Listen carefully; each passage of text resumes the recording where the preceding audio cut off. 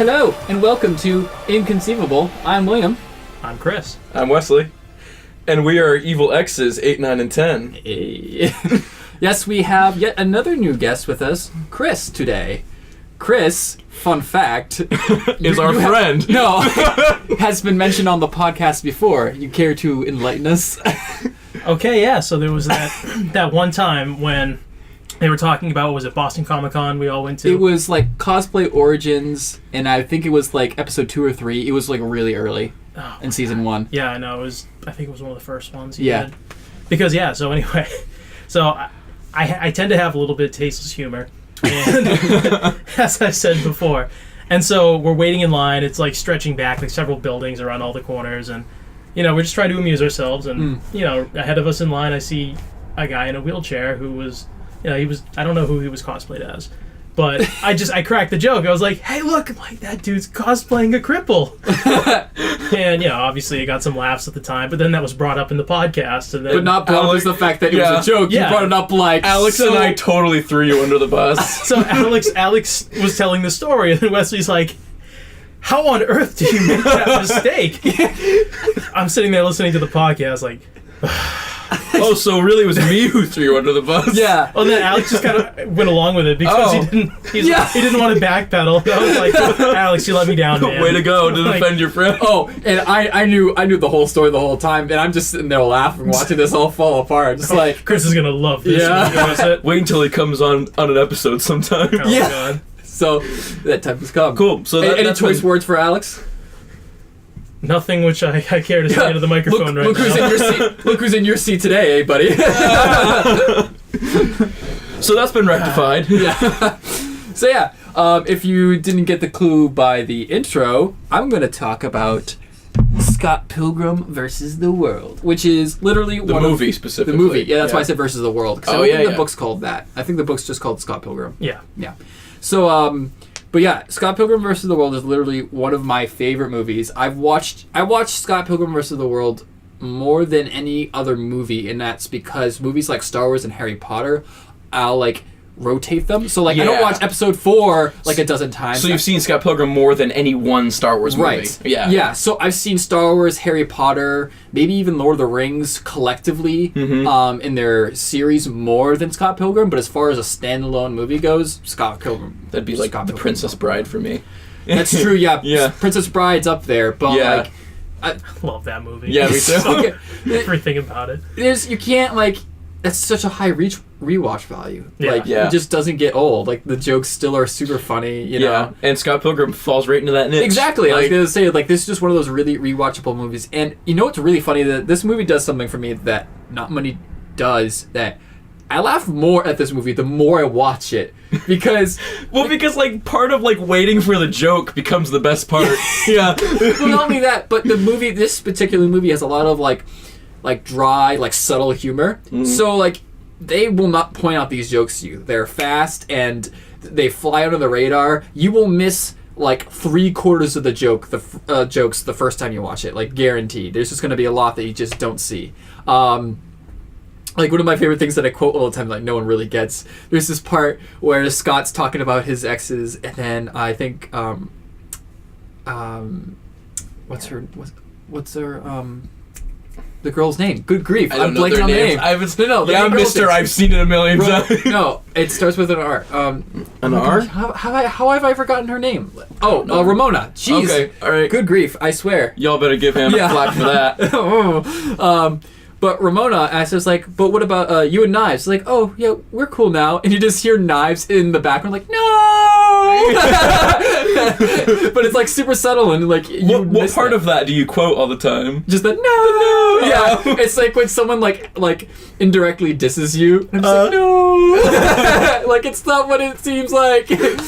Like Chris, when you're listening to Alex and Wesley talk about you, you're just like no. I think it's a little more than no. Kind of me just banging my head against the wall like, make it stop! So yeah, there's just a lot of dry humor. This movie is also directed by one of my favorite directors, Edgar Wright, who directs Shaun of the Dead, Hot Fuzz, World's End, so the Cornetto trio, unofficially called. You know, Yeah, those ones with Nick Frost and Simon Pegg. So good movies. And then recently he came out with Baby Driver, which is really cool because Baby Driver is the first one where it's his own work. Because the trilogy, that's all been like the masterminds of Simon Pegg and Nick Frost. And then Edgar Wright was just that perfect pairing to bring those to exactly how they envisioned it, you know. Mm-hmm.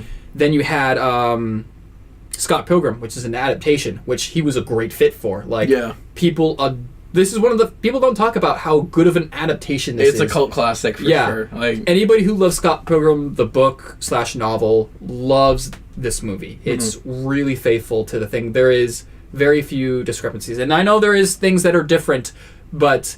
As far as like compared to other things, like this one, I want to say is like 90% true to the book. Like it's really good. Yeah. And what's even more amazing is the style that this book has. So like for instance, one of the hard things we talk about all the time, anime to live action, is that some of the stylistic things that they do in anime just doesn't translate over to live action. Don't get me started on any anime to live action. It's so...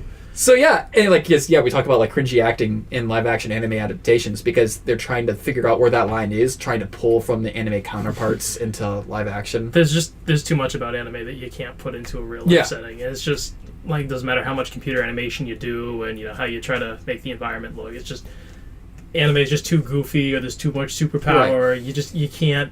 They do things that like literally. You can't replicate in real life, and they have to accept that. And not how do you replicate like a pulsating like vein on your forehead, or like, or you wouldn't have like the nose bleeding. Yeah, exactly. Or like fire in the background when you're angry. Like, please. This is so many things. So, you have the similar like issue with that here, except that somehow. He nailed that stylistic thing for the book where it was super tasteful, but still totally felt like they were taking a page right out of the book, and it was just like, especially with all the graphics and the text that they use, like right off the gate from the beginning when they do the intros, like Scott Pilgrim, like he just lives like what was it like Other Neil, like he's the other Neil. Other Neil. Yeah. Or it's so like they have a lot of like unspoken humor too, like visual humor too. Mm-hmm. And another thing that doesn't like this one's just a more of a like a film nerd thing is his transitions are so good from how he goes from one scene to the other. It's seamless in ways you couldn't imagine because he does stuff that nobody else does, and it's really clever, and it's something that you really appreciate more and more as you watch it because it's so seamless that you just doesn't even hit you the first few times you're watching it, but as you watch more, you really start to see the details and the inner workings of the movie, and you can really appreciate how they brought this one crazy scene to another and made it seem like it was a piece of cake, you know? Mm-hmm. See, I never read the book, so the movie was 100% new to me when I saw it, and it took all I could just to follow along with what was happening. And don't get me wrong, I loved it, but you're right. I'm sure I missed like at least 85% of the jokes in there. It is fast-paced, but I think that, because I think the first time you're watching it, this movie has a great balance of action, story, and humor. Oh yeah, definitely. It's such a good balance. And what's great is that when you first watch it, the things that stand out to you is the action, you know? It's got amazing action scenes with Scott fighting his exes, you know, and really like awesome like animations that's related to those fight scenes. Right, but once that's not your main focus, next time you watch it, it kind of gives you a chance to start looking at the rest of the movie. Exactly, and start looking gives at you those something little different. Hidden points. It's so fun. Too. Yeah, like literally, like after my first viewing of it, I was literally just like, wow, like almost of Owen Will, like of. Dang it, what's his name now? Owen Wilson? Yeah. Of almost Owen Wilson quality. Yeah. Like, my wow. Yeah, wow. Like, oh, it's so much fun. Or it'd be like the Vine guy. Wow. Yeah. Wow. Yeah. Can't believe I forgot his name for a second. I didn't want to get it wrong.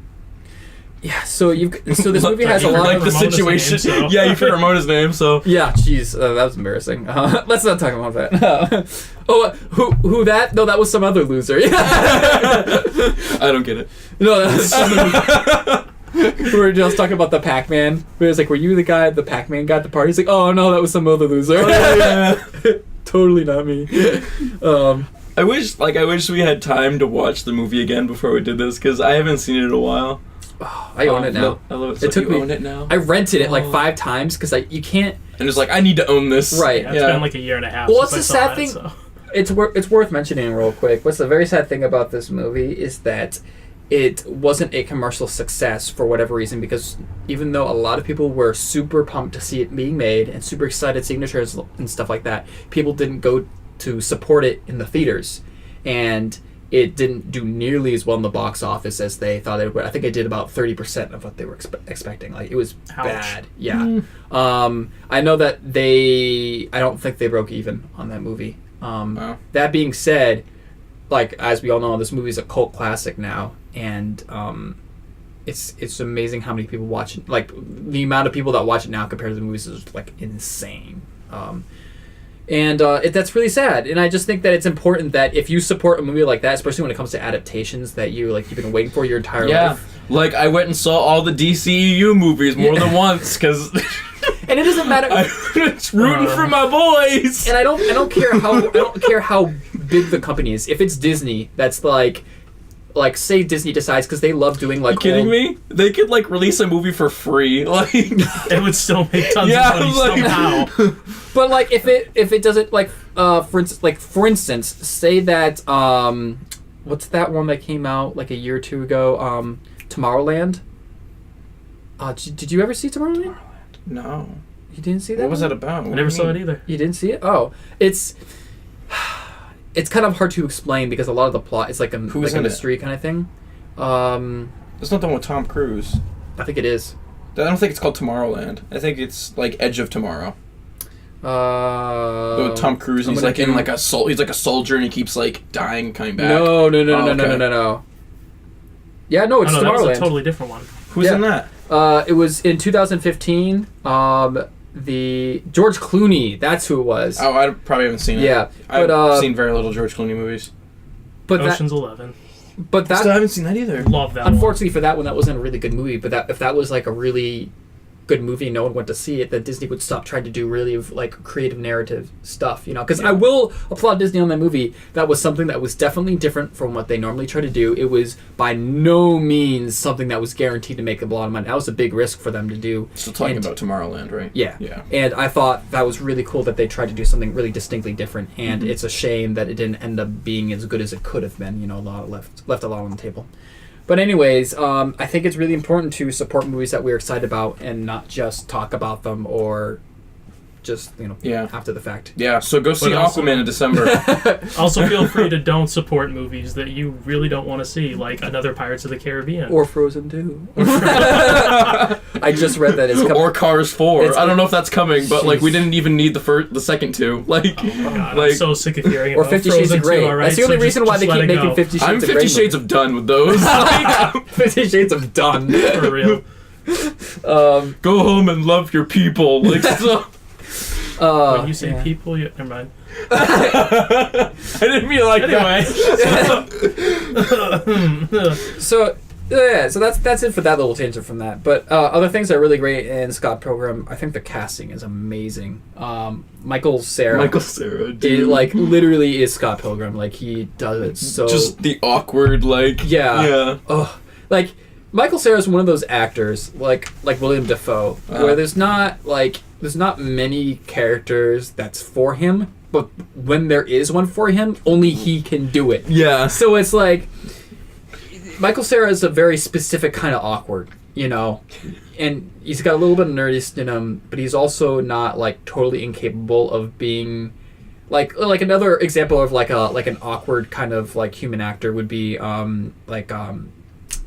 what's his name? Oh, I want to say his last name. The guy in Megamind who played like the red curly hair dude. Well, the voice actor for that. Jonah. Yeah, Hill? Jonah Hill. I know Okay. it was like it's not Jonah. I think it's Jonah Hill. Yeah, no, it's Jonah Hill. Okay. Jonah Hill also does like awkward kind of characters, but it's also a different. It's different, kind. yeah. Yeah. So I'm gonna stop you for a second. Have you seen like the Michael Cera becomes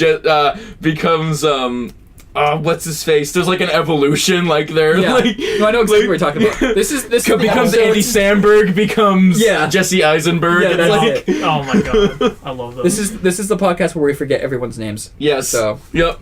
right. Wet. Oh my word, Bill. Oh no! I already hate this. All right. Moving on. Yeah. So I'm trying to think of other things I really want to mention. I mentioned just how well put together production-wise this movie is. They do such a great job. Fun fact: Chris Evans, didn't forget his name. Chris Evans is in this movie, and he Really plays. upset if you did. Oh yeah, he is in this movie. Yeah, and he Oh my plays like a God. baddie, and it's so hilarious because now all we can see him as now is Captain America, and he's literally playing the opposite of that. He's literally a huge douche, playing this. Yeah, he's a huge douche canoe. Instead of Chris Evans being the Boy Scout, he's the bully on the playground. Yeah. I love that. He plays the role so well. Oh, so well. It's amazing how well, like, after seeing him play Captain America. Or Yeah, he's literally like always fixing Just his hair. combing his hair over, like, Like me. Yeah, I'm your biggest fan. Why wouldn't you be? if I had hair, maybe. But I want his adopted babies. Wait, oh my gosh. Is it Wayne? No. I'm Still forgetting everybody's names. Who? Which Where, character? no, it starts with a W. Wallace. Wallace. I was really close. Wallace is the his Scott's gay roommate. Remember?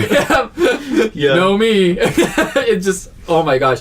Almost every scene that he's in Wallace. is just hilarious. Oh my gosh. And then Anna Kendrick is also in this as Scott's sister. yeah. And she has like a few scenes, but they're all still really good. You know, she plays a pretty stereotypical teen that likes to talk rumors about everything, and it's she's such a great supporting actress in that I one. totally forgot she was in that movie. Yeah. Oh No, there's my a. God. I'm trying to think. I think that's it for the bigger actors, though. I don't think there's any other big name actors or actresses that I can think of. I could, well, because like from my point of view, there's other people who's like, oh, I've seen this person in like 4 other movies before Scott Pilgrim. Why aren't you bringing up this actor? Yeah. Actress.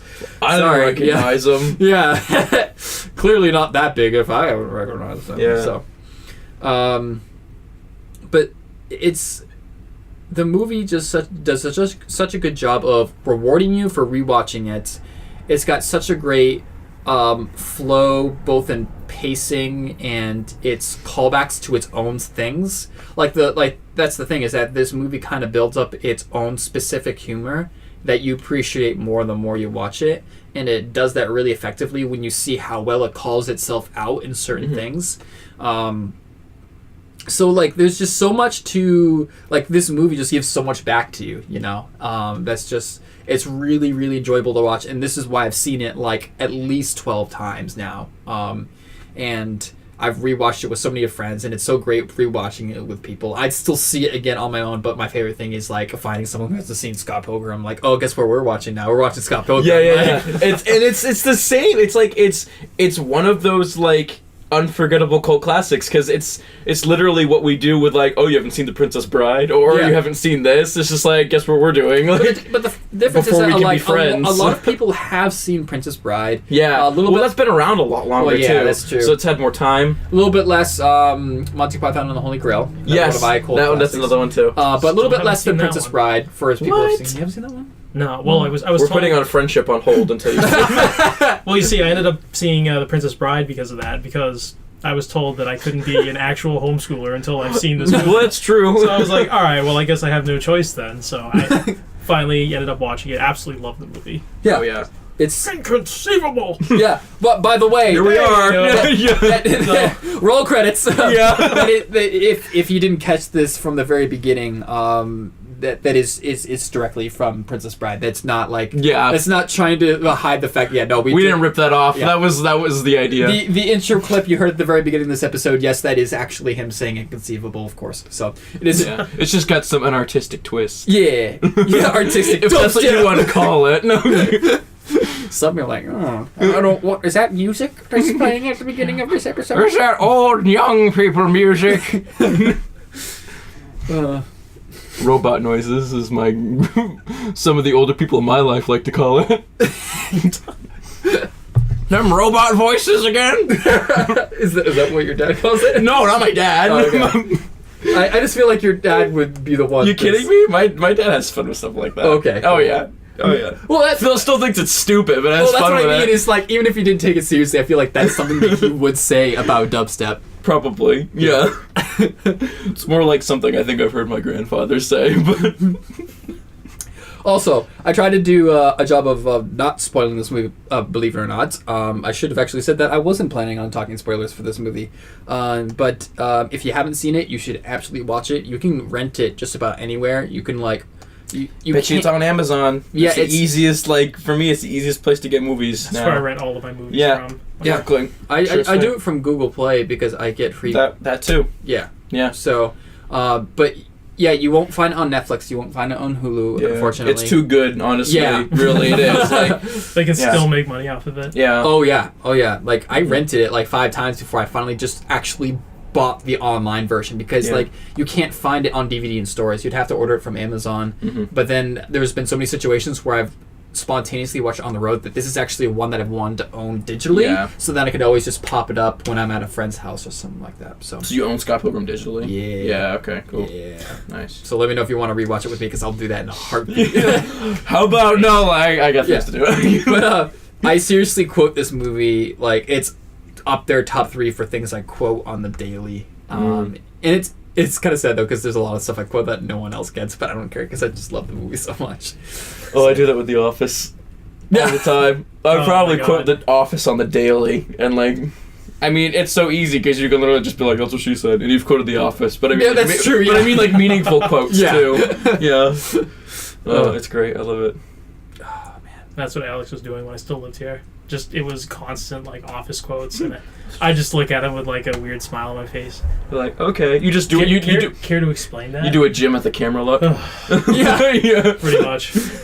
I think I did that once on an episode where like you have to going on about something, and I just like looked into the camera, just like these guys. Yeah. I have no idea what episode it is. Feel free to try to fish that one out. So. Is it bad that like old Alex actually kind of reminded me of Dwight? Yes. He was a lot like him. Alex has gone through several iterations. We're on Alex like 3 right now. I think we are actually. Yeah. We've loved all 3 of them equally. Just saying. But you haven't even seen his final form Yeah. yet. This isn't even Alex's final form. All right. You wanna? What do you have to talk about? I'll go next. We're gonna go into the Badlands. Oh, yeah. One of my like favorite TV shows right now is called Into the Badlands on AMC. I'm gonna give you guys the opening intro right now. Ooh. The wars were so long nobody even remembers. Darkness and fear ruled until the time of the Barons. 7 men and women who forged order out of chaos. People flocked to them for protection. That protection became servitude. They banished guns and trained armies of lethal fighters they called Clippers. This world is built on blood. Nobody is innocent here. Welcome to the Badlands. So it's really Oh yes, very good. It's such a unique show. Like, definitely a nice change of pace from like The Walking Dead. It's definitely up there on like AMC's shows. That's great. It's like I've definitely heard of it, but it definitely hasn't been in the limelight yet. I know, and I'm so surprised people aren't talking about it. Well, that's why we're doing it right now. Yeah, exactly. So we're gonna talk about it in the limelight now. You're gonna go watch it, and it's on Inconceivable. It's been discovered now. Oh yeah, like that. Yeah. So like one of the goals for the show when they were making it was to produce a compelling character drama, but also introduce like really high caliber like martial arts filmmaking, like on like a daily like serialized show, right? And like honestly, that is one of the best things about it is like all the fight scenes are just awesome. So good with all of them. Yeah. Like I said, I've only seen the first season so far, but I wasn't disappointed with a single fight. Yeah. So like ground rules. Spoilers for season 1, not for season 2. I'm not gonna do any spoilers at all. Okay. Yeah, because season 2 just came out like a couple days ago on Netflix. So I like just finished season 2 last night. Chris has seen season 1, so all 6 episodes. Yeah, I can tell you 6 wasn't enough. No, like it was definitely AMC like giving it like a trial run, and it succeeded. That's a good problem to have, though. Yeah. Well, honestly, the first season of The Walking Dead only had 6 episodes too. Really? Yeah, it did. Yeah. Huh. So, second season of Into the Badlands has 10, And the third season airs April 22nd, and it has 16 episodes. So it's getting bigger, and like the story is. Do you think this will be another Walking Dead caliber I hope show? not, because Really? because I don't Not. like the way The Walking Dead has gone so far. Like, The Walking Dead literally can't top itself anymore, and that's why it's not interesting anymore. Okay. So I think it's kind of like a actual like Walking Dead. Like the show just kind of won't die. The show itself is Walking Dead. Yeah.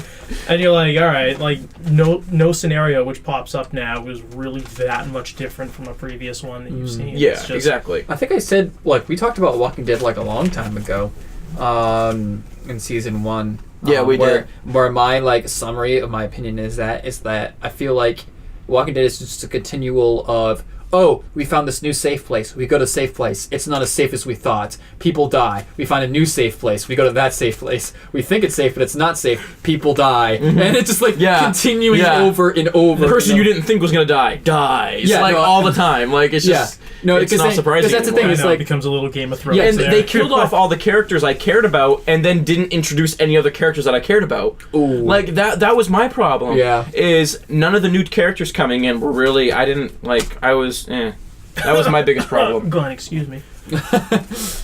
Poor Glenn. Rip. I did like Glenn. Yeah. I remember seeing that episode. That was that was an episode. It was interesting. Have you It was seen- mind blowing. Oh.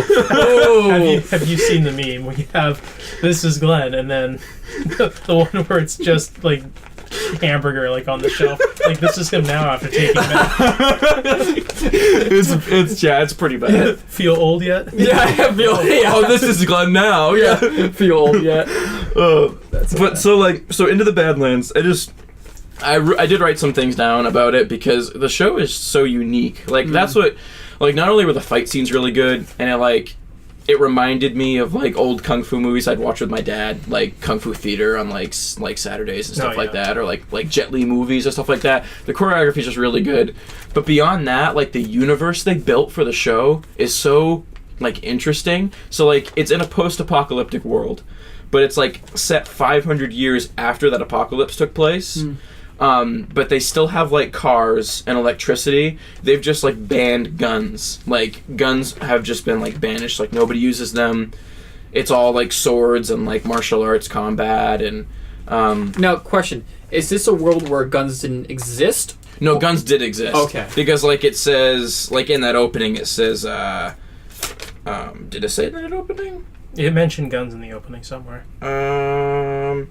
Yeah, the banished guns. Yeah, banished guns and trained armies of lethal fighters called Clippers. Yeah, so like they were in this post-apocalyptic world. They've like reverted back to like the feudal system. So you have like 7 barons that like all own territories, and they like trade with each other to keep the peace, like oil and like opium, and they have like poppy fields. So then you have the baron, and then his slaves are called cogs, and then his warriors are called clippers. And the main character of the show is a clipper named Sonny, and he's actually the captain of his clippers, so he's like the regent. So he's his baron's right-hand man. And the thing about clippers is they can't have, they're not allowed to have families. And so, like, the main character's name is Sonny. So like a big thing for him is he's like, the only thing he's ever known is killing.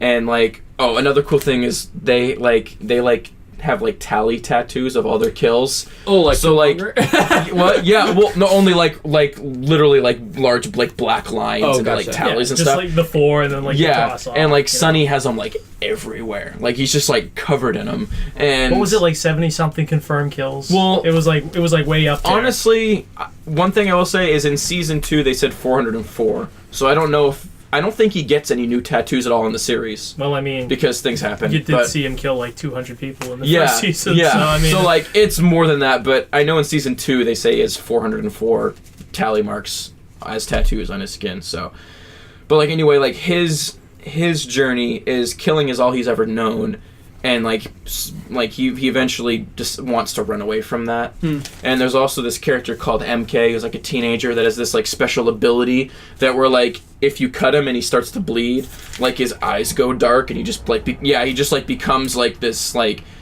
super powered like like martial artist, like just crazy. That's not crazy. No, and he doesn't remember any of it. So like once it's Whoa. over and he comes back and he's like killed like 1 million people, he doesn't even know. He doesn't remember any of it at all. So it's like a totally different like entity inside of him. Oh, you know what that reminds with me? a really fun night out. Not Yeah. Dude, the combination of like marks on your body and not remembering stuff reminds me of from the Doctor Who. Silence. Yeah. Yeah. Oh. Yeah. So Daniel Wu plays the main character. And he's like an actual martial artist. He like trains in wushu and stuff like that. Are you familiar with wushu at all? Yeah, I don't really know what that's like. A little bit. What is that like? Is this like Chinese martial arts? A lot of like fluid. Is it like, so it's like fluid, kind of like kung fu? Yeah. It's, okay. Yeah. There's so many different. Because I know karate is more like linear. Hard. Oh yeah, you Yeah. see like a lot of like the main martial arts, kung fu, karate, taekwondo. They're all very distinct in some way. But then when you start getting into Chinese martial arts, there's so many of them. Yeah. And some of them only have like slight differences. But to whoever practices that particular kind, it's a huge difference. Yeah. Yeah. Yeah. So he's like a real martial artist. He's actually in the new Tomb Raider movie. I don't know what part he plays, but I was looking through his filmography online. He's actually the new Tomb Raider movie. Yeah, no, I know what you're talking about. He's in that. So like I don't know. Yeah. And yeah, like he does a really good job. I didn't know who he was before I started watching it, but yeah, it's actually really well acted. Do you think this will replace Walking Dead as AMC's flagship show? Maybe. It depends on how long they intend for it to go. Cause they're what show long to go? Both. I guess both of them, but I mean Into the Badlands. I was gonna say I think it might be a little bit difficult for it to actually replace Walking Dead, just because like the style of show is just so different. Whereas like one's like you kind of have like the horror aspect, but mostly drama now. Well, there's there's a lot of people flocking to like drama shows. Game of Thrones is gonna end soon, and HBO's got to find something else to draw people in, because that's the only reason why people watch HBO is for Game of Thrones. Yeah, exactly. The problem with The Walking Dead though is it's almost like the show lives on the fact that it's always around now. You know what I mean? Like you just feel like it's not gonna end. Like because when something's gone, another thing replaces it. Like, they're not really getting anywhere. Yeah, no, it really feels super repetitive. Yeah. And when I was talking about the cycles, it's not like it happens every season. It takes place over, like, 3 seasons. Yeah. How many seasons now? This is season 8, I think, or 9, or whatever. So they've done this cycle that I've mentioned, like, 3 to 4 times now. Yeah. And believe me, I loved The Walking Dead when it first started. But, I feel like I've seen everything now. You know what I mean? Yeah, so. And like you said, not replacing the past characters with characters you care about. Yeah, that's a huge factor. And they've started to take more liberties with the show, and that became less interesting for me because I wasn't starting to see the parallels with the source material anymore. You know what I mean? Because that's fun to see. Is it's like when they adapt something to the source material. Pretty much any show that has that many seasons, that's it. It runs out of like something new. Exactly. It's kind of like that with Supernatural. Mm-hmm. Eventually just became the same formula. Like, oh, here come these people into the world. You can't kill them, and they somehow mysteriously force push you into the wall, and now you're stuck there, and you somehow escape, and then you banish them, and now suddenly a new bad guy who's just like the last bad guy comes and does the same thing, and you're just as powerless as before. Yeah. Every time it seems like you get a power boost or something, and there's suddenly nothing you can do against the new guy. It's like Dragon Ball Z. No. Another show that just never ends. Yeah. Yeah. So like, but with Into the Badlands, it's a newer show. It's fresh. It's unique. It's still dense. Like, it hasn't been stretched out like The Walking Dead. I was about to say, it sounds like it's got quite the universe within itself too. That's my favorite part, is the universe is so unique. Like, I just love it. Like, and all the barons are like color coded basically, and that's so like satisfying to see. Where it's just like you go to like one baron and he's like, his crest is an armadillo and everything's red. Oh, I love that kind of. Yeah, me too. Yeah. I don't know, what do you call it? I'm trying to figure out like how to summarize what you do when you're like coming up with like I'm looking at a Ruby poster right now, and just like I love how each of them has their own theme of colors and stuff like that. Yeah, I love that kind of theme and organization almost. Yeah, when coming up with it's really like groups. satisfying. Yeah, and in this show, and I love, but it's also satisfying. But I'm also really into like learning about that kind of stuff. Yeah. Like actually growing up, one of my favorite subjects was geography of all things, because I love learning about like the flags and like their national like colors and animals and all those like types of things that they call their own, and like what makes them unique. I love. What are you laughing at? It's all right. We told Chris to behave when we did this, so he's so hard right he's now. probably like laughing at something obscene. But I love learning about like the themes of each of the different like factions, stuff like that. Yeah, and I yeah. especially love seeing that. Well, in like shows. same in the like you and Alex are just getting into Avatar finally, and like True. that's Oh my kind of God. the same It thing. took you that long. I to know, get into right? Avatar? Oh my God, love that show. I don't have an excuse. I'm going to be honest. I was You're I was born right at the right time for that. You guys, yeah, you were, because it was on TV when we were younger. The was best English anime ever. Yeah, Yep. In my opinion. it's awesome. I think it would be But Eastern that anime. pulls off the same thing because of all the tribes and how unique they are, and they all have colors. You know what I mean? Yeah. Like, No, I would instantly love that. And Yeah. this makes me think there was that big show, I want to say, it was either by ABC or NBC, where it was like the world, but like if the world was out of electricity and everything got overrun. I'm trying to remember. I want to say there was like a big dome involved. Like, but it was a similar thing where they try to do the whole trope of the world's completely different now, and you have that appeal of learning about this new environment of what the world would be like, but slightly different. yeah, But that one I remember, even though that was a huge production and they sunk a lot of money into, didn't end up being very successful and got canceled after the first season. I'm trying to... Somebody knows what I'm talking about here. I feel like it's floating around in my head too. But there's a lot of shows that were kind of obscure like that. Right. That didn't take Terra Nova. Terra Nova. Okay, yeah. That's one of the ones that was floating around in my head. yeah, That right. one was actually pretty interesting. Yeah, I had, like really, dinosaurs and really stuff. enjoyed that show. Yeah. Yeah, they went back in time. Yeah, And it was exactly. almost like a parallel time. Yeah, Because that was cool. I don't know how the time always seems to work differently in like every movie, but it's like they go back in time and they're harvesting resources or whatever, and the past, but it's not like changing the future at all for them. So Yeah. you can only imagine it's like a parallel timeline. So what's making Into the Badlands successful, whereas that one was not successful? What do you mean not successful? Oh, like Terra Nova? Yeah. Well, there's really high production quality for Into the Badlands. Oh, Terra Nova had the Like, same thing. okay, It was yeah. it was a huge But budget. I just honestly, I think it's because, like, I don't know what's making. I can't speak for everybody else, but when I watch Into the Badlands, it's like the fight scenes are so good. Like they don't like utilize like shaky cam or like they're switching back and forth between characters. Like you see them both fighting Caleb. on.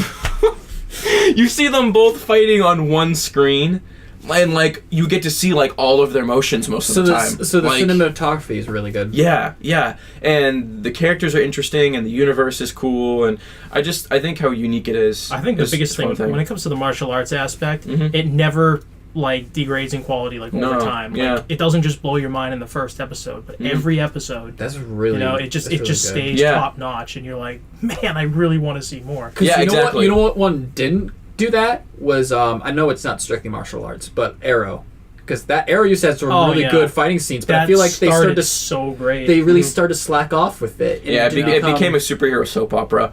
Yeah. That's all the CW shows. I'm sorry. I'm not sorry. I'm not sorry. Well, The CW shows are bad.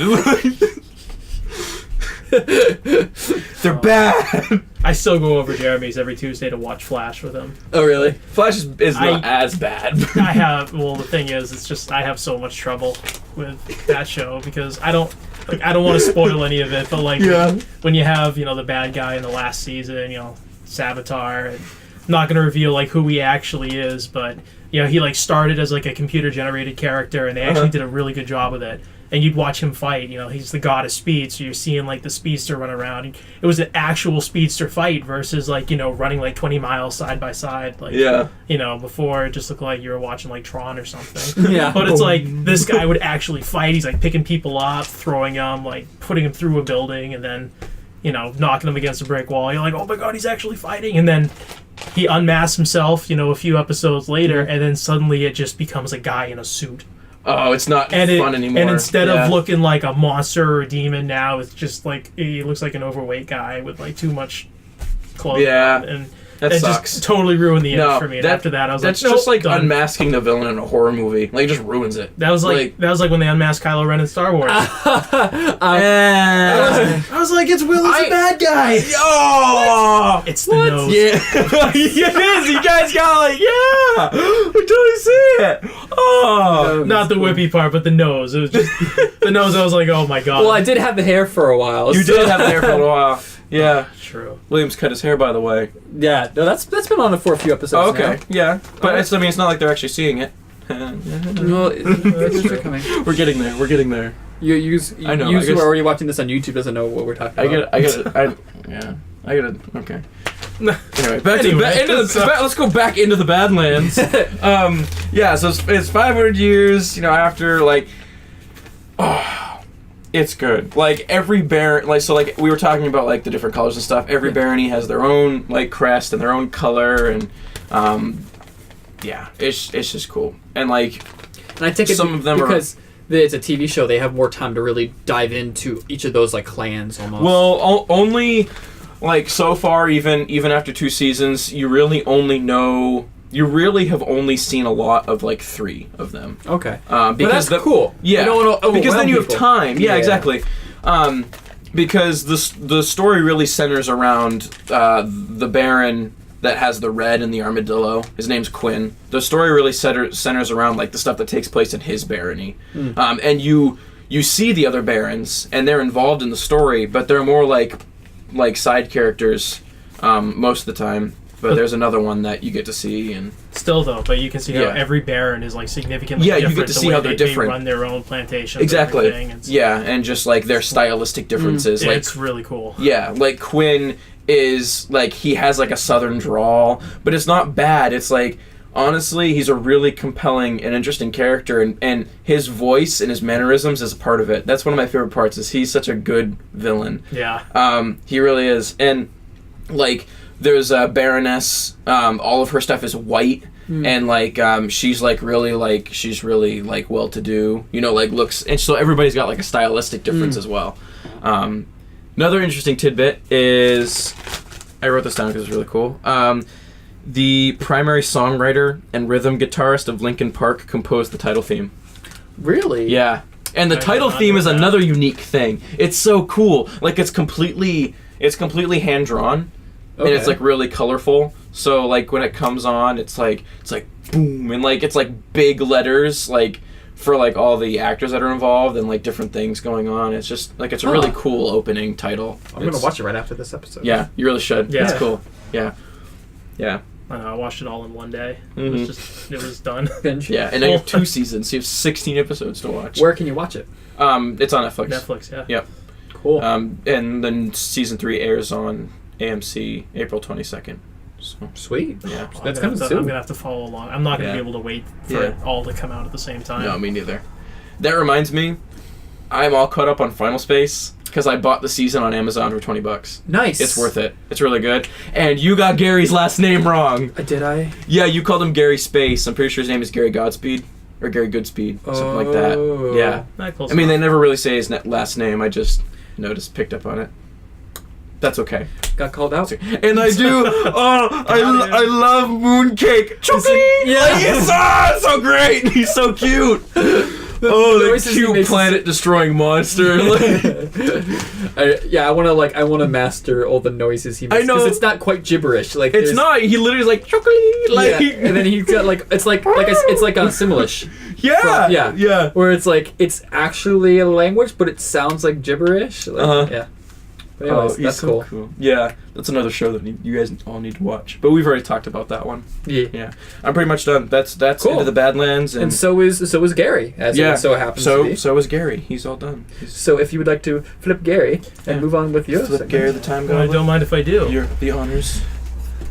All right. You have a piece of So time clock. for me, when I was asked to come on the podcast, I was not told I had to bring a subject. So this was a little bit impromptu. Because, So he doesn't have one. We're done now. So I've been thinking. I've been like, well, you know what? What have I been doing recently? I haven't been keeping up on the latest shows, and been doing like a lot of reading, but nothing super amazing. And the only other thing I do with my time is pretty much play video games, and not video games in general, just PUBG. Everybody's just playing PUBG right now. Like, Well, and then there's the field of little kids that is saying, "What about Fortnite?" Oh yes, all those little kids. But anyway, so I'm going to tell you why PUBG is way better than Fortnite. I'm excited because now, Shots fired. oh, Anyway. I'm holding out for the PS4 port, and the reason why that hasn't come out yet is because PlayStation doesn't offer a beta / early release structure in their store. So Right. like Xbox has their early releasing. That's why I ended up going to Xbox first. yeah. And it's still still under I think it's still in early access. for Oh. Steam, the what do you call it, the green, no, there's a certain Greenlight? Steam Greenlight? yeah. Which one are you talking about? PUBG. Yeah, PUBG. PUBG has officially been released. It wasn't quite as cleaned up as everybody had hoped when it came out. But they've been doing a lot of modifications to it, fixing a lot of bugs, and they're discussing region lock right now to cut down on cheaters. And Region lock. Like, what do you mean? well, so anybody who's played PUBG knows that as soon as you jump into a lobby, the first thing you hear is China #1. Oh my word! You'll usually find a few hackers in there. China I'm not saying that every hacker comes from China, but I'm saying the vast majority of them do. Yeah. But it's not just the fact that, people from... Just because they're smarter than us. Just because I'm they're not going to smarter. argue that fact. I won't. Is there such a thing as a good stereotype? Yeah. But also, like, the reason for the region lock is they want to try to cut down on the language barrier. Okay. Because when you start having people you mean like from... real like regions, Right, like 'cause okay. you start having people from, Europe or from, China that are all jumping on US servers or UK servers, and they're all trying to play. No one speaks the same language. So you jump into a squad and Trying to you're like, communicate. all right, guys, where are we jumping? And it's... 9. And it's like a And you're communication. like, wait, oh no, heavy- he's already gone. Like, Yeah. And, all right, guys, jumping 3, 2, 1, you're out, and the other two guys just keep on going. You're like, oh, okay, that's And it's cool. like a communication heavy game too. Right? Exactly. Yeah. Well, no, if you Well, want if to you do the good, squad, yeah. Yeah. I mean, personally, I don't play squads unless I'm with friends, because, just for that reason. Because I've never been in a squad where I understood everybody that was going on, and we were never on the same page. Mm-hmm. Oh, but you can play like everyone's on their own too. Oh yeah, you Okay. can. Yeah, usually I'll play either solo or duos, but What makes like PUBG the game that you continue to play almost exclusively right now? I don't know. It's sort of like a bad relationship. Something goes horribly wrong, it ended on a bad note, you're angry, there's a lot of tears, and then you suddenly go right back to it next chance you get. But no, I don't know. It's just whenever I spend 98 of my time being super frustrated with the game, but the 2% where I'm not is just that's really why good. I come back and I was like, oh, did you see that shot? Or, it's I don't know. The one thing I don't like about PUBG right now is just the lack of maps. It's only 2 maps. One was released fairly recently, and I don't know. For me, it's a lot of people don't like it versus Fortnite because the map in Fortnite's a little bit smaller, and so you'll see like a lot more forced encounters regularly, and people just kind of like the pacing of Fortnite more. Yeah. In a lot of cases. For me, though, that's not usually a problem for me because it's not where on the map do I want to drop when I'm at PUBG. It's where in the school do I want to drop, or if I'm on the Mexican map, it's where in Hacienda do I want to drop.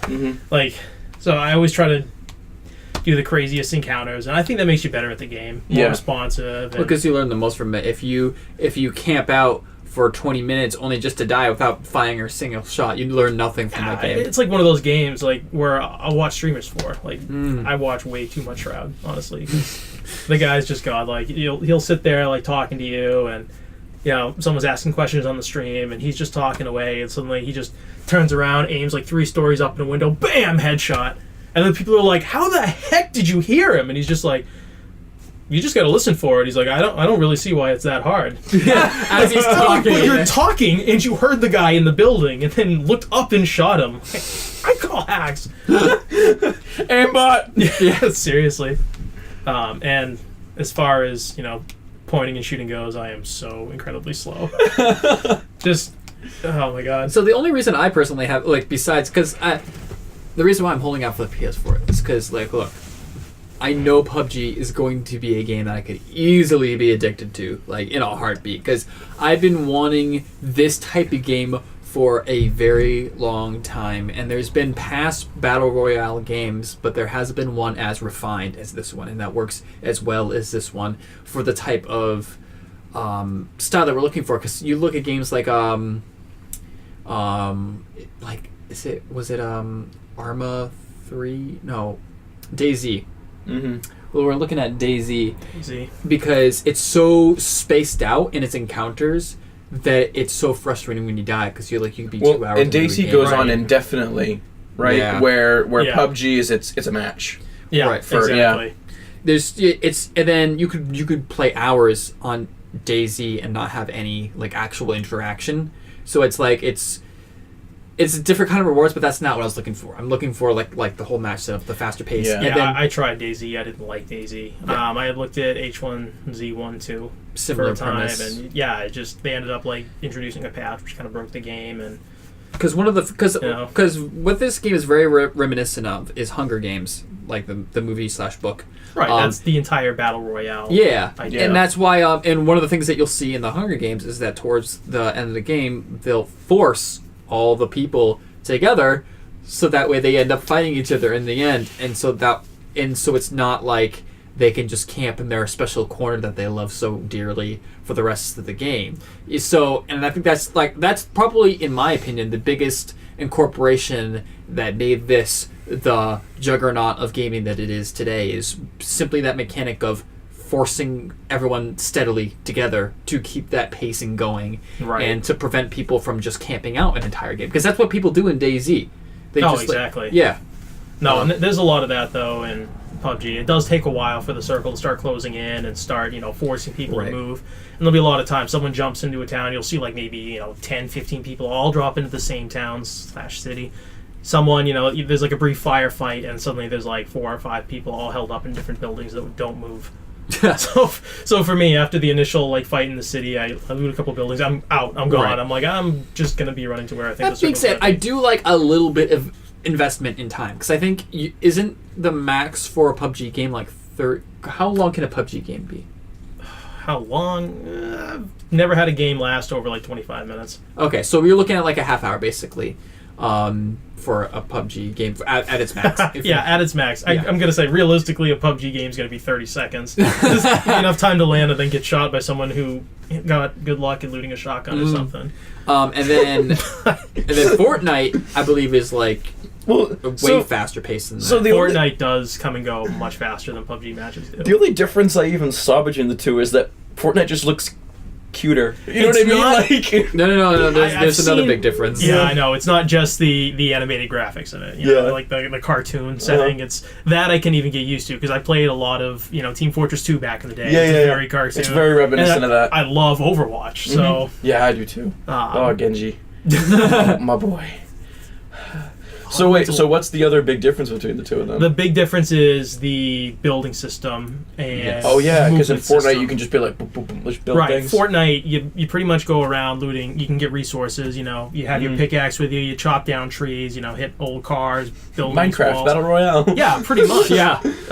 But let me tell you, it gets really frustrating. And yes, I will openly admit I am horrible at the building mechanics. So I am crying easy. a little bit about it. Yeah. But anyway, the first, you have a good shot at somebody. You're up on a hill. You got a sniper rifle looking down. You fire one shot. You hit him, and then suddenly 30 walls go up right in front of him. And then you can't shoot down those walls faster than he can build them. And then suddenly behind it, he's building a ramp going up. And then he just hops over while you're trying to run down, and he drops on your head with a shotgun, and bam, you're out with one shot. Wow. And then I remember me and Ben were playing a game one time, and we had 2 people run into the same complex that we were in.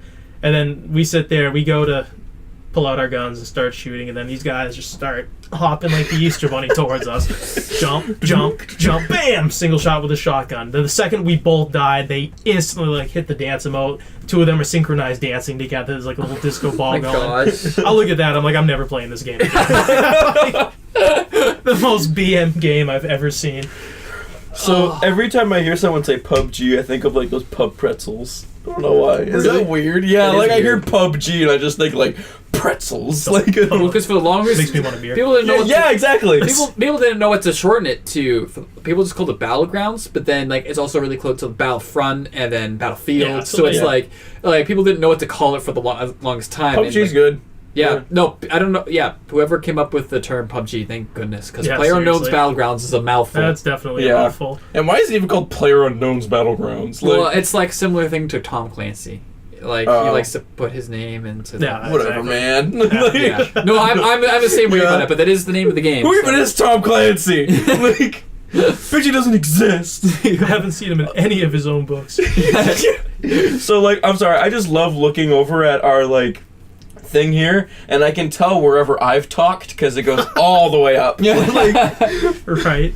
on the voice thing. But I don't yeah, know what you call as soon that, as I but- saw, see, here's the thing with I don't like the building mechanic at all because that is a totally different playing style once you throw that mechanic in Oh, there. yeah. Because like you said, as soon as you try to shoot someone, boom, you've got the walls. So like some people like the fact that you have a shot at defending yourself when someone's shooting at you. It's like no, your shot at defense is setting yourself up properly Yeah. in a firefight. And like when I play an FPS, that's never an option. Like I think the biggest thing comes down to like taste, because there's a lot of people who prefer to have some form of counterplay one way or the other. And Yeah. I fully admit that in Fortnite there is a much better opportunity for counterplay in almost any situation. absolutely. Whereas that's definitely not PUBG, an sometimes luck just kind of determines who wins, because Yeah. you'll have someone who happens to be where the circle closes to, and suddenly you have like the further stretch to run, and then you might be running in a place with absolutely zero cover. But I also like the fact that you do need a little luck. Some people will totally disagree with this. I like the fact that you need a little bit of luck to win because it makes that all that much more sweeter when you do win. Yeah. Because you realize that you can be as good as you want to be. You could be the best player in the game, but it does not guarantee you the win. Yeah, So exactly. I always like that because it allows for underdog scenarios. Where you just happen to be at the right place at the right time. You happen to get that lucky shot. I know what Or you're that thinking. lucky, or that lucky drop. You manage to find the vehicle at the right time. I'm just actually vehicles is another big thing. I mean, because you don't have any vehicles in Fortnite. No. And then let me tell you, the first time your whole squad gets wasted by one guy in a car because none of you can seem to bring him down. Like In PUBG. it's hysterical. Yeah, it's Yeah. hysterical. But at the same time, you get so angry because you sit there like, oh, I know I'm getting a lot of shots on this guy. Like, why isn't he dying? And then suddenly, he has a dune buggy, so his tires stick out way further than you expect. You hop out of the way, you're like, I'm good. Suddenly he goes, BAM! You're down. You're like, oh, okay. So he just swings around, runs over you again. You're done. You're like, ugh. And then he just keeps circling back around, like picking off your squad one by one. I love those games though, where everybody gets a dune buggy, it becomes a Mad Max. You're just like, what a lovely day! You just start cruising over the hills, and, like looking for people. There's like one guy at a tree, and everyone comes in from like different sides, so there is no escape. I just imagine like one guy like rummaging through a house. And he's like, oh, there's got to be a good gun around here somewhere. And he just like he stops and then he hears in the distance like 3 dune buggies. He's like, could it be? And he's like over the hill. You just see like 3 dune buggies like just come over. It's like no. So isn't Fortnite like a totally different game? It's the same style of game, being a battle royale. Now so But I thought Fortnite was originally this different game. Oh, and yeah. It has a battle Oh, yeah, royale yeah. mode, I was gonna- and now that's what everybody plays it for. yeah, well, right? a little bit of background. Yeah, Fortnite was totally a different game. In fact, it was almost. I think it was just finished before they added because the battle royale mode is literally just a mode. It's yeah. like they. It's just a mode that they slap onto the game as an afterthought because Right. PUBG was popular. But that's the one to free to play. So that's another reason why that game is higher in popularity right now, because This is free to play. yeah, Fortnite. you can, But yeah, you can guess just what? download it, try it out. Guess what? I am Fixing the camera. totally okay with that because it really filters out the people who actually want to play seriously in PUBG and people who want to whine and complain. Perhaps. Yeah. Perhaps, or you're really good, so you go and Let's- troll in a Fortnite game. I was gonna say 'cause it's free. you're gonna see a lot of whining and complaining in PUBG too. It's Oh just, yeah, no, I know. I just prefer like the more realistic movement, cover No, system. I really do. Leaning, oh my god, I love lean. Or hate it, depending on how much better the other guy is at it than you are. It's true. But yeah, if for instance in a different universe where somehow Fortnite Battle Royale came out before PUBG, I'd be really upset. Is like, wait, there's this game type and I've been looking to be exactly what I've been looking for the longest time, and they put in building. I'd be so upset. Like you were so close. There's no option to turn that off. There's no non-building Battle Royale mode in Yeah, Fortnite. exactly. If they took that off, That I feel like the building wouldn't even be that bad if it took a little bit longer to actually build. So just like boom, wall, right? Is it? Well, yeah, it's pretty much because yeah. you put it in, or like you point, click where you want your wall. The wall gains full integrity. So now if you build it out of bricks or metal, it takes multiple shots to bring down. But the wall isn't like fully built for several seconds, so you're just like watching the pieces kind of get assembled on their own. But you're not doing anything in that time. All you had to do was point, click, and then you're done, and then the wall builds itself. So that's why they can just be like wall, ramp, climb up, ramp again. And that's one of those mechanics that's so difficult to master, but once you master it, it's like, it's insane what you're capable of. Oh yeah, in that case, it doesn't matter if you're like faster than someone, or if you're not as good at shooting as somebody. It's like if you've mastered the building mechanic and how to move while you're building, then and see that's another thing. Godlike. It's going to be a lot because you don't have that unknown / luck factor in Fortnite. Fortnite's much more decided by skill, and some people are going to like that, and some people are going to hate that because there's just people that you physically cannot beat, no matter how lucky you are, because the amount of stuff that these professional Fortnite players pull off is just insane. Yeah, but every time I end up getting a kill in PUBG, I just feel way more satisfied than I do in Fortnite. Yeah. You have someone who's like 400 meters out, and you're like trying to lead because they have the bullet drop. You can see with like certain guns. I had this one the other day. Because like the school on the Russia map is the hottest zone in that area besides military base. And just to the east of it, you have a whole bunch of apartments. It's probably a good 200-300 meters out. Like, it's kind of far away. So I end up picking up a VSS. It shoots a 9mm round, so it shoots a lot slower and it drops quicker. So I remember it's like seeing one guy on the roof of a school. I'm just looking over there. I just start firing a couple rounds, and the guy can clearly see like shots going around him, but he has no idea where I am. It's a silenced weapon. And then finally, I aim up, which like really far, like above this guy, not expecting anything to happen. He like bent down to go revive a teammate. Bullet goes all the way up in the sky. Ooh, bam! Right in the head. Kill. I'm like, oh my god! I was like, that has to be the worst kill cam to go back and watch. Like, really? He got a shot with that piece of garbage gun. My only real exposure to PUBG is I watched Rooster Teeth play. You know what I'm talking about, right? Where they're like every part of Rooster Teeth is so I don't know if the you game. saw. There's a video you should check out because Rooster Teeth has several different gaming divisions now, like different affiliated companies. So like they have Funhouse, they have Couch Hop, they have Kind of Funny, they have Sugar Pine 7, Achievement Hunter. That's their own one. I'm talking about like a separate. I never really followed their gaming side. But they got all those people together and had their own private PUBG server, so it was just people in the company. And there's a video. Bless the editor, man. Whoever put I know this he got together. all the writing, there's like 38 players, I think, and he edited all the views from all 38 players into this video. Yeah. Oh wow. But it's so awesome That's impressive. because you get to see everybody's reaction to everything, and you see stuff unfolding from so many different angles, and you don't know who's going to encounter who, and it's a really good video. It is, yeah. So yeah, watch I just love it because awesome. at the first match they play, they decide to get multiple teams on the same team, and they're like, "All right, no pants." Yeah. It's like that's how you know. This thing, Achievement Hunter and Funhouse was teaming up to make an ultra team for the first one, and their way of recognizing each other because they're not officially on the same team. Right. Is they didn't wear pants. Yeah. So if they saw a character without pants, they'd be like, "Oh, yep, you're on my team." Yeah, exactly. That's awesome. Remember, guys, no pants. Yeah. Instead of no Russian. Yeah. So that's great. But yeah, I will definitely be I'll definitely be I'd hump that too. I'll definitely be jumping on that hype train pretty soon. I'll leave you guys to that. Yeah, let me know how it plays on the PS4 when it gets there. Honestly, curious. If I play any games soon, it's probably gonna be Civ 5. I'll probably drop my time into Civ 5 again. Oh my Dude, god. I love Civilization. I actually picked up Tom Clancy's Wildlands. It's Tom Clancy! I know, back on Tom Clancy, where are you? He's everywhere. He's like Waldo. You just can never find him. Fun fact, there's a character in Into the Badlands named Waldo. Really? And he's played by Stephen Lang. Oh. You know who that is? No. Guy from Avatar. He plays the Colonel in Avatar. Oh! Yeah. That guy. I know who he is. Yeah. Such a good actor. Yeah, he's in it, so it's good. That's awesome. Is that it? Are we Yeah. off for the weekend? Yeah, well, that's all, folks. Well,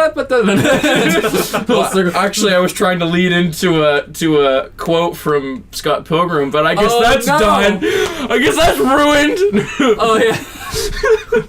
So there's Opportunities were lost. We regret there's this bit everything. there's this bit about the cleaning lady. And how he was trying to burn him, but he was also trying to be like really realistic. And basically, the thing is like, but cleaning lady, she's weekend's off, so Monday, right? So and that's when this episode will air. Is Monday, right? So we tried. Yeah. Cool. Anyways. All right, cool. Well, thanks for bringing me in. Yeah. This wonderful. was pretty fun. Wonderful. Listen to all the stuff you guys talk about. Have you? It was great. Yeah. Contribute or really not contribute in my case for the most part. But feel free to listen to the episode after it airs, and feel free to cringe at me hearing yourself. Everything that I say, that's always. Believe me, hearing yourself is for the first time is like, that's not me. It's like trying to leave a voice message on your phone where you're like, okay, what do I want my mailbox to sound like? It's like, do I really sound like that? Bad. You have to redo it like 40 times. Your voice is ugly. You know what's so funny? I just want to say this real quick before we end. I was listening to our last episode with the Harry Potter segment, and there was a quote that Alex said specifically. Like, it's not like the extra fries at the bottom of the bag, if you know what I mean. And like I did a little in the episode, I had a little chuckle, but when I was listening to it, like for the first time, I was laughing so hard, and I was mad at myself. I was like, "Dude, that was really funny. Why did you only chuckle at that?" That was I was laughing at that for like a minute, and I was like mad at my past self for like not enjoying that joke more. Dang you, past me! So. This might be our longest episode yet, actually. No.